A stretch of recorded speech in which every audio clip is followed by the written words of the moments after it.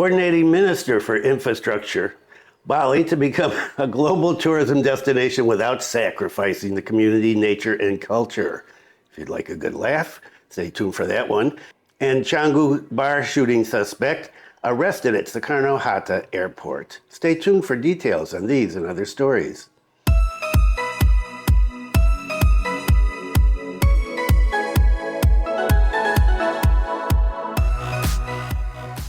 Selamat pagi. Welcome to the latest news from Bali, Indonesia. This is July 22nd, 2026. And my name is Bruce. I hope I got the dates right. And what is the weather like today here in the kampung? Well, it is pretty cool, 27 degrees Celsius, and the humidity down to 61%. It is sunny, and the sea is very calm. It's a beautiful day in the neighborhood, and I hope it is wherever you are. Lots of stuff today. Wow, if you take a look at the description, you'll see all sorts of articles. Haven't had time to get into all of them. This may go over a few minutes today because stuff I want to get in. There is more about the Bali Airport, and a story just came out again today that updating that, and so we'll be talking about that as well as all this infrastructure news. And so let's get into it. Coordinating Minister for Infrastructure, Bali to become a global tourism destination without sacrificing the community, nature, and culture. And as I was reading this, I was thinking maybe Bali wants to put out a promotional video. And, well, I found a perfect soundtrack right here for that. They paved paradise, put up a parking lot with a pink hotel, a boutique, and a swinging hot spot. Don't it always seem to go that you don't know what you've got till it's gone? They paved paradise, put up a parking lot.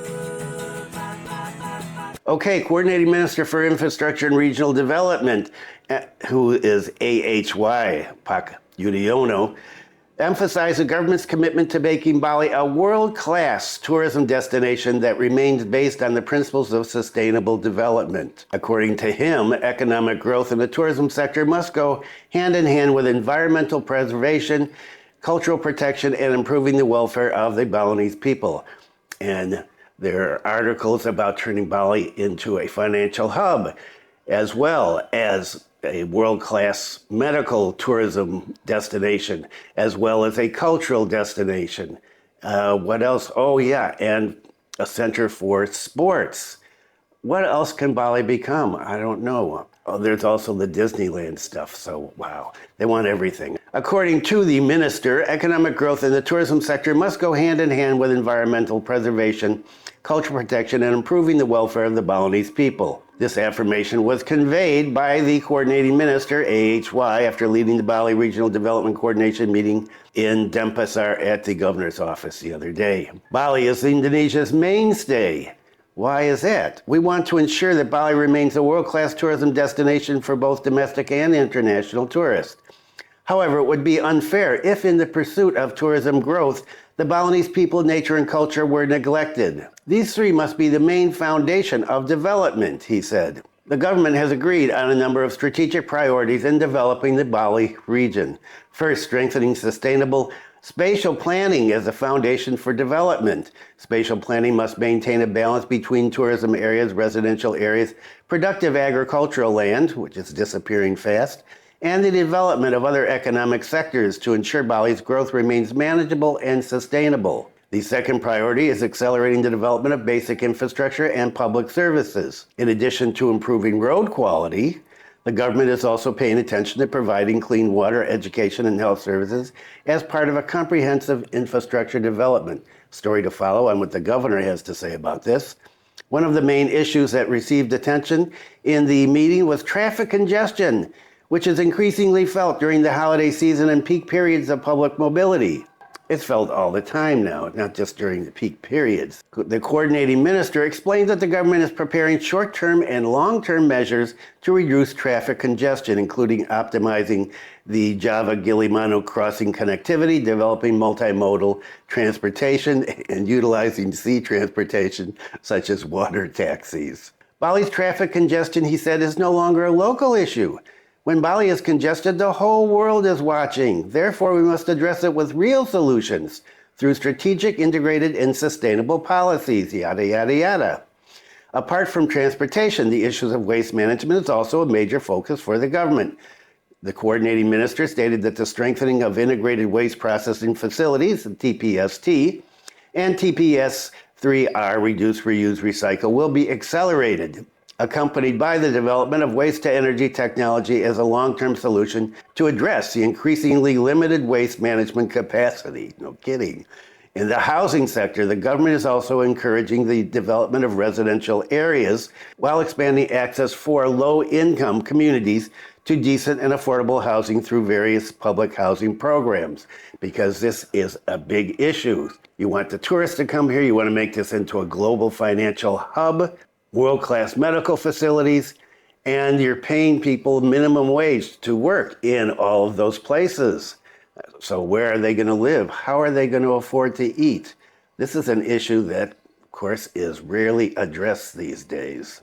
Meanwhile, the development of mass transportation systems and multimodal connectivity is considered an important step in reducing dependence on private vehicles while supporting more efficient mobility for the public and tourists. Just going by what I see at my granddaughter's school, everybody has brand new, humongous cars that they try to get through the very narrow street that goes to my granddaughter's school from the main road. And are those people going to give up their cars and take public transportation? Right. We want Bali's economy to continue growing and the tourism and creative economy sectors to advance. But culture, tradition, and local wisdom remain the lifeblood of development. Bali has unique characteristics that must be maintained in balance. And on this occasion, the governor expressed his appreciation for having a Bali Regional Development Coordination meeting, which he considers an important momentum in accelerating the resolution of various strategic issues on the island of the gods. The governor hopes that the results of the discussions in the meeting can be followed up immediately so that various problems that have been of public concern, ranging from traffic jams, waste management, to provision of clean waters, can be resolved immediately. Hopefully, it's time for some coffee and arak. Hopefully, what we discussed today will be realized soon. Our hope is simple. In the future, the stories about traffic jams, about garbage, about water problems will end.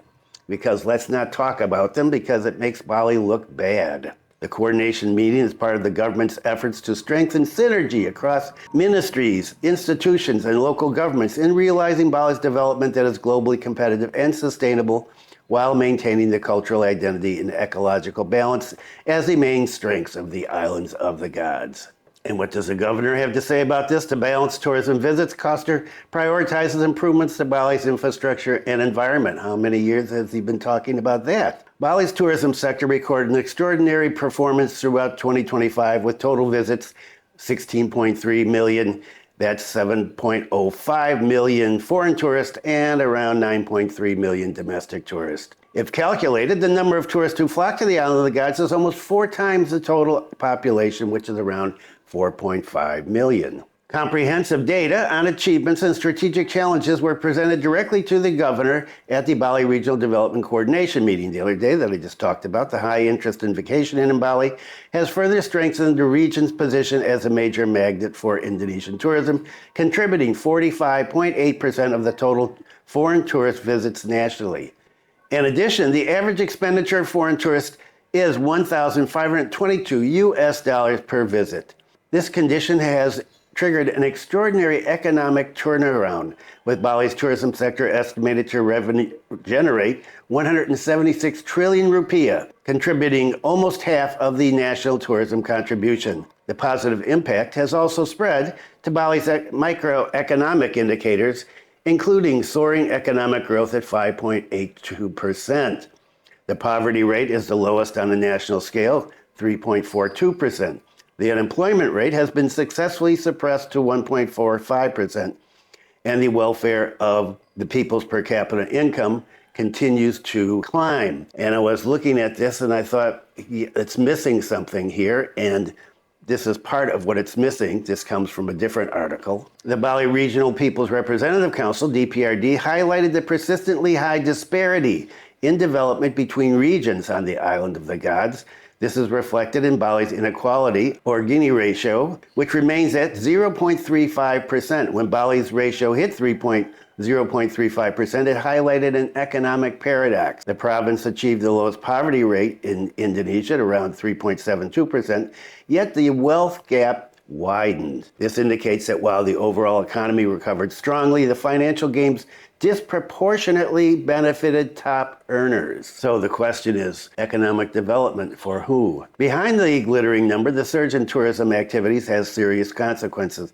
The governor highlighted a number of acute problems, ranging from the rampant conversion of land use, the explosion in waste volume, disruption to the ecosystem, the threat of a clean water crisis, which has been talked about for over 20 years, to the classic problem of traffic jams on the highway and affordable living. Our infrastructure and public services haven't fully kept pace with the increase in activities. Congestion is a major concern, and who does this fall to? To mitigate the risk of declining destination quality, the Bali provincial government has formulated and accelerated a number of tactical measures, including economic governance, optimizing source-based waste management starting from the household level, and promoting the organic farming sector. Waste and energy crisis, provision of clean water, access in vulnerable areas such as Jembrana and Karangasem, accompanied by the construction of gas-fired power plants for energy independence, and connectivity and transportation, acceleration of road infrastructure projects to reduce congestion on the land. But as I talked about last week and the week before that and the week before that, up here in Buleleng, it will take 30 years to fix all the problems with the roads, according to the government here in Buleleng. As an alternative measure to reduce the burden on the highway, the regional government is also boosting the optimization of sea logistics routes that stretch from Java to Gili-Manuk to Karangasem. This option is considered strategic for breaking up the density of logistic travel, especially during the peak holiday season. The governor emphasized that modernizing and strengthening infrastructure is no longer merely an option, but an absolute requirement for Balinese tourism to remain competitive and sustainable in the future. The governor continued, if traffic congestion is not addressed immediately, Bali risks experiencing a decline in the quality of its destination and its tourism competitiveness. Therefore, increasing infrastructure capacity must be a priority to ensure that tourism growth continues to align with environmental sustainability and community well-being, yada, yada, yada. Okay, so have you heard this before? But hey, let's bring in some more tourists. And what about crime in Bali? Well, the crime issue has been talked about recently by the police, by the government, by tourists on social media. Mostly that's related to bag snatchings, phone snatchings, occasionally a mugging. But now we've got shootings too. Canggu bar shooting suspect arrested at Soekarno-Hatta Airport. The escape of the perpetrator of the brutal shooting at a bar in Canggu, or else, ended at Soekarno-Hatta International Airport.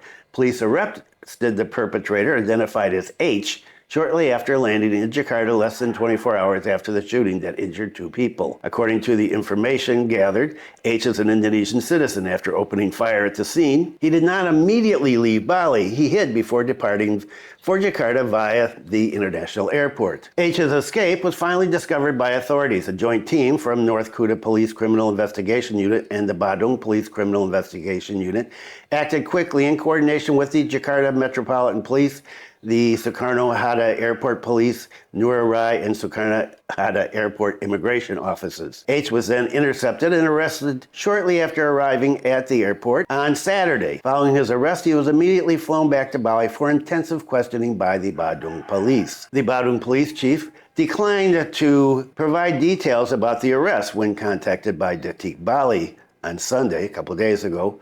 Police stated that the details of the case would be released later. The incident occurred at the Shady Pig Bar in Canggu on the 17th, Friday. The incident began with a commotion inside the bar between H and a foreign national from China. Seeing the altercation, the bar security guard came to break it up. However, H instead opened fire.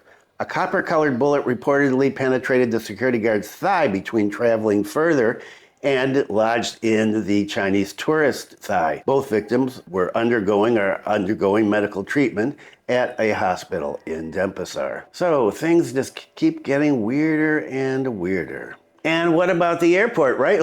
So last week, they said, yeah, the international airport is off. We're going to use the existing airports, make some modifications to it, but it is not going to be a place for tourist planes to land. Well, I said, wait until the next election, or who knows, maybe next week. Well, sure enough, the airport is back in the news again. North Bali Airport resurfaces. Buleleng Regency reveals meeting with Transportation Minister. The discourse on building North Bali Airport has resurfaced after the Paiketan Puri-puri of Bali conveyed their aspirations for the airport's development to the Chief of Staff of the Indonesian President. Amidst the resurfacing of the issue, the Buleleng Regent revealed that the central government had actually held a meeting with the Bali provincial government and the Buleleng Regency government to talk about this issue. Even though discussions have been held, the regent emphasized that the regional government has not been able to confirm the location for the construction of North Bali Airport.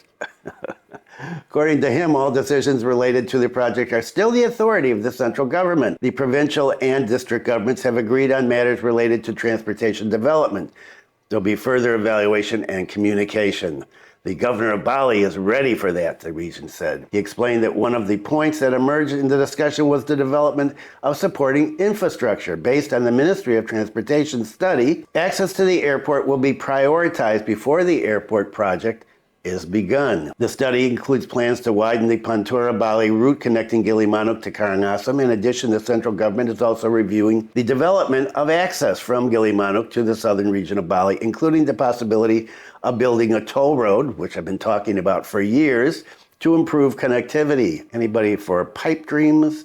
According to the Regent, the existence of supporting infrastructure is an important part of the airport development plan. Based on a study by the Ministry of Transportation, travel time between airports should not exceed 2 hours, so adequate road access is required. Therefore, he asked the public to be patient while waiting for an official decision from the central government. The regional government, he said, will continue to coordinate with the central government and the Bali provincial government regarding the continuation of the North Bali Airport Development Plan. If there's no official decision yet, please be patient. Don't be swayed by harmful opinions. And so aspirations for the North Bali Airport have been rekindled again after only a week.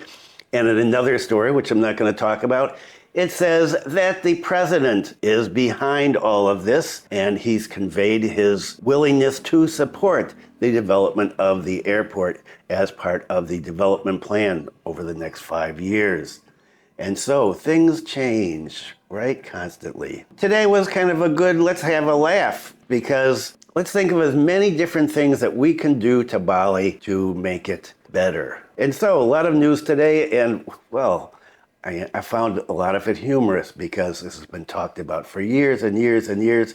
And there are so many things that people want Bali to become everything. People, well, I don't know about the Balinese people, but the government here in Bali and the government in Jakarta seem to be, yeah, let's make Bali into this and into that and into that. And, oh yeah, we'll take care of the people too. We'll provide them with minimum wage jobs or houses that they can't afford. Well, am I being cynical about this? Maybe, but it seems to be a cynicism based on facts. And that is it for today. Thanks for viewing. Be kind to someone today. Have a good laugh and take care. I'll see you again next Wednesday.